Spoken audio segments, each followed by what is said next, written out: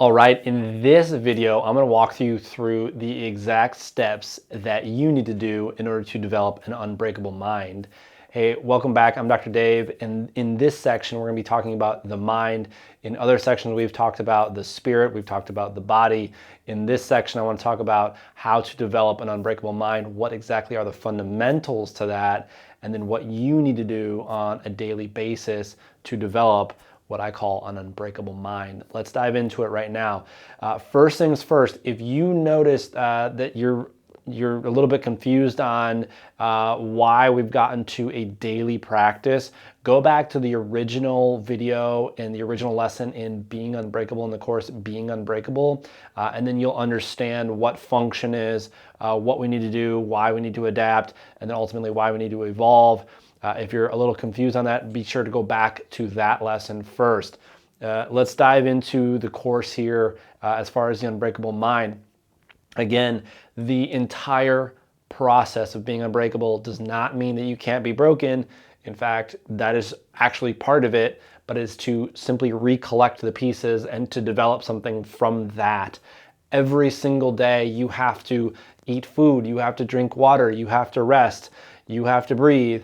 You also have to take care of your mind. If you want it to function for you in the long term, if you want it to be the most effective mind possible, these are the practices that you're going to need. These are the fundamentals that you're going to need in order to develop what I call an unbreakable mind. So the first practice that we are going to touch on here is simply breath.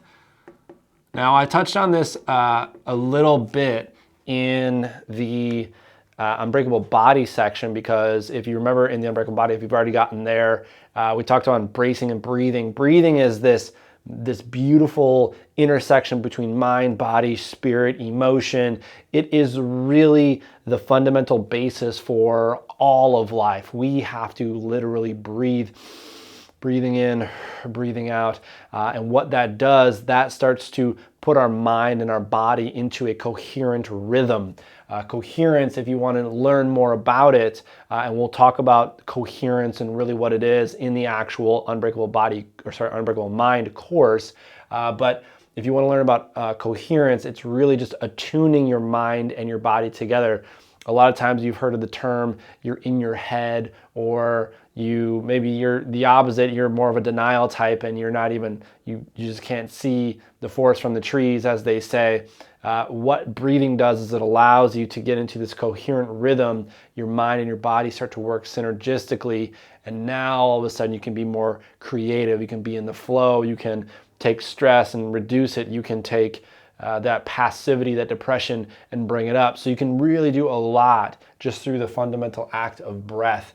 It's a super solid practice that you will be learning and growing every single day. It's such a beautiful practice. Number two, after we breathe, then we're going to actually get into meditation. So meditation is the best way to describe this. There's many forms of meditation, just like there's many forms of fitness. I use a mindfulness meditation in my practice, a quantum meditation, if you want to call it that. It's literally just taking the mind and putting into the space between spaces and really focusing our mind on the nothingness of reality. If you think about an atom, 99% of an atom is just space. So really, even though you physically see me, even though you see your computer or your phone, or you see the world around you, most of all of that actually is just simply 99.999% space. And it just so happens that we see that. But when we put our mind on the nothingness, you go into what's called a quantum field, which I'll teach you through the meditation practices in the actual Unbreakable Mind. And by getting there, you take all that stress, all that thought of worry, all that tension, and it just dissipates. And then you can be stronger than your mind. When we get into these rhythms, and you'll learn about this in the Unbreakable Spirit, when we get into these rhythms, these patterns of belief, these belief systems, as I call them, we literally get addicted to the feelings of worry or anxiety or lack or just you name it, misconnection. And what happens is that we get so used to that we can't think about anything else. Even Einstein said that you cannot solve the same problem at the level of consciousness that you have. You literally have to raise your level of consciousness if you want to solve a problem. And that's what this meditation practice does. Now, even if you don't have any meditation background, you don't need it. If you can sit and breathe and you can just simply focus your mind, then you'd be amazed at how fast you can grow. Okay, number 3, after we meditate, then we can go into what's called visualization. And visualization is simply literally just practicing. And there's so much science on this, so much science on understanding the art of visualizing, of seeing a definite end with purpose, with intention, as they say. And then once we've meditated, visualizing that end goal, whatever that is, along with the emotion of that goal, all of a sudden you start to notice that things start to line up for you as time goes on, and then you can create that for yourself. So visualization, there was a bunch of studies done at the University of Southern Illinois that I've seen, many studies done at things like Johns Hopkins, at NYU, at even Harvard, about using the visual acuity in your mind to create your own reality. There's even some new science coming out that's even seeing people being able to heal themselves through the simple act of this meditation and visualization. Powerful stuff happening simply through changing the mind. Now, consider this, and a lot of people have this misconception about mind. If you consider that your body really is a manifestation of the mind, best way to describe it is that the software, right, the thought, the act of thinking changes the hardware. A perfect example of that would be if I had you visualize you're driving down the road and all of a sudden an oncoming car slams on their brakes and they kind of turn the wheel and then they come rearing into you. Even just saying it, just thinking about it, you might notice that your heart starts to race a little bit. You might start to feel the feelings. The same thing is true if you're viewing a television screen and you're feeling the same feelings that somebody else is having. You're creating that emotion. Well, in the emotion, there's motion happening. There's movement of hormone. There's movement of blood vessels. Things are tightening up. Things are loosening. Your body is going into this state of being. And if you're so used to always being in anxiety, in that addicted to stress, you're literally using your mind to create. And we know that stress causes a reduction of immunity. It causes more disease. It causes more breakdown on the system. You know that simply by using your mind, or lack of mind rather, without even using it to focus, you're causing disease inside of your system. And so we talked about mind, if you remember, in the Being Unbreakable level 1, that first lesson, we talked about the mental emotional stress of life has an effect on our overall well-being. It creates more entropy, more breakdown, and this is why. All right, so after that, once we visualize, then we can go into a simple journaling practice. And journaling is super straightforward. You're literally, and in fact, journaling, and I'm just going to do a quick synopsis on this. Your primary intention is simply just to have a journal with you. Make note of what happened in these 2 areas. What did you notice? What came up for you? What epiphanies did you have, so that you can go back to them and reference them moving forward. I also like a journaling practice for creative outlet. You can do that if that's something you want to do in the Unbreakable Mind. But ultimately for me, when I'm teaching this, I'm really just getting people to become more aware of their own sensations of how did they feel before they meditated? How did they feel after they meditated? What was their level of stress? What was their, etc. So that's the easiest way to focus on journaling. Journaling is also something that you're going to be doing on a day-to-day basis, so that you can simply have that for reference. You get a thought, an epiphany, an idea, write it down, use the journal. Once we do journaling, then we can actually go into what I call mental programming.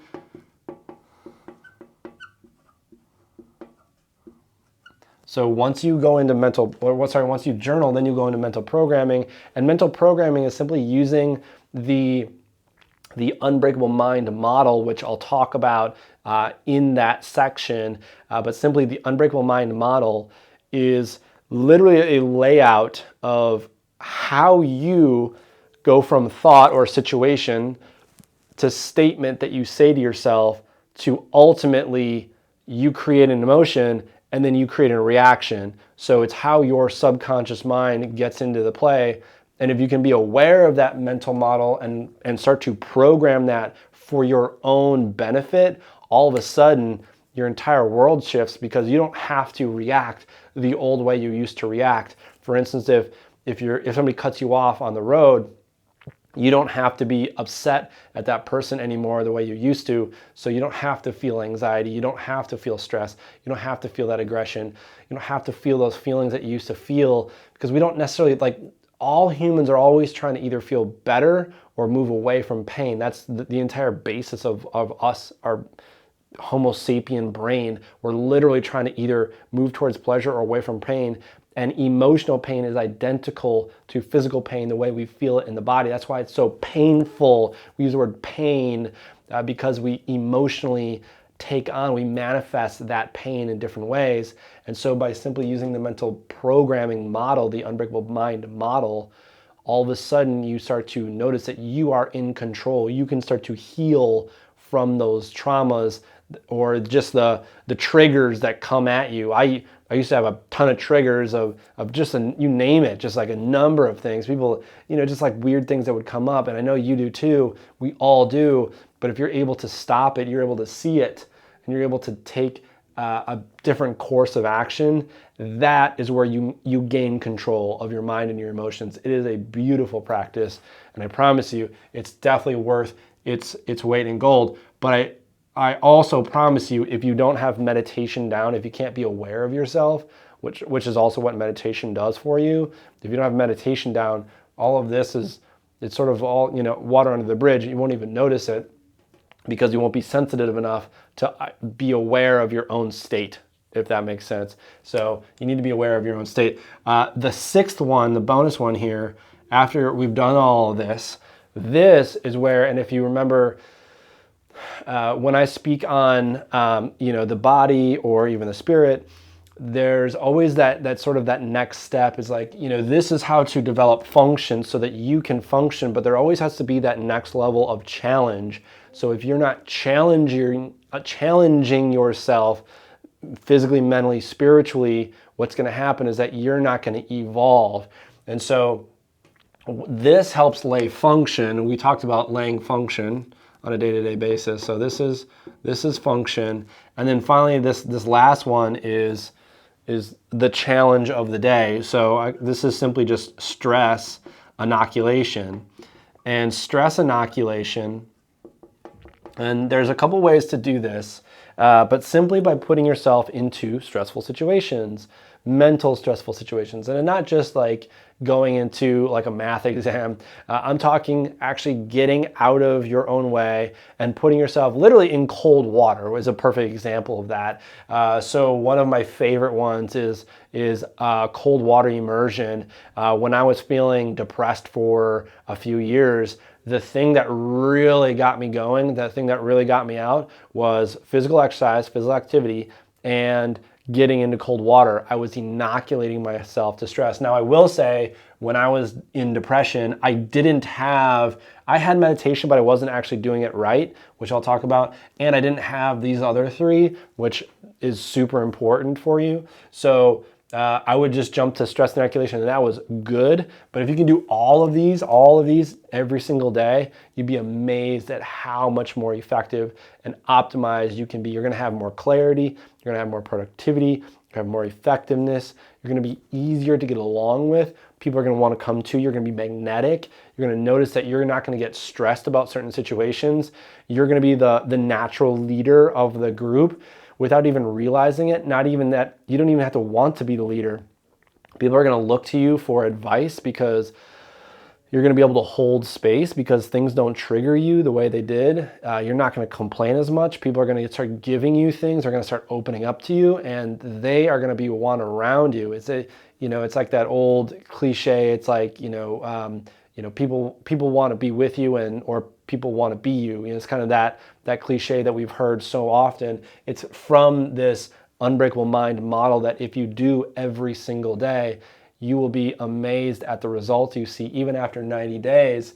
And I always challenge people, do this for 90 days and then stop for a week and see how your mind is altered. So just see how, are you more focused? Are you acutely aware? Are you able to hold space? Are you less triggered?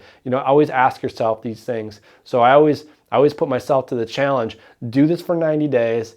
Do a true experiment on yourself, like truly do it every single day, and then actually stop, and then notice after about 6-7 days what happens if you stop doing this. And if you start noticing that you're going backwards, then yeah, obviously it's working. Now, I personally know it works because of the fundamental principles of life, and I described that in the first lesson. But if you just simply go through step by step, then you can start to develop an unbreakable mind. Again, the primary focus that we need to do is put ourselves into a state of functioning every single day. Just like getting rid of all that old waste product, you got to get rid of all that old waste product and put yourself in a position for success by doing these 5 things, and then inoculating yourself to stress by facing challenge, getting into cold water, fasting for a few days, a day, 24 hours even. I've heard of 72-hour fasts. Stepping away from those needs that we think we need, and just being, and just you'd be amazed at the difference. So try this out. If you're in the Unbreakable Mind course, then dive into the actual specifics. If you're interested in the course, if you're not in the course and you're interested in the course, then just go to the Unbreakable Mind course and click around and see what's in there. So enjoy this, guys. I know you're going to get a ton out of it. I know that you are going to be unbreakable if you just apply these every single day. Again, it's a daily practice. And as you do, then you will become unbreakable. And because I know I have. So enjoy. I'll see you in the next lesson, and have a good one.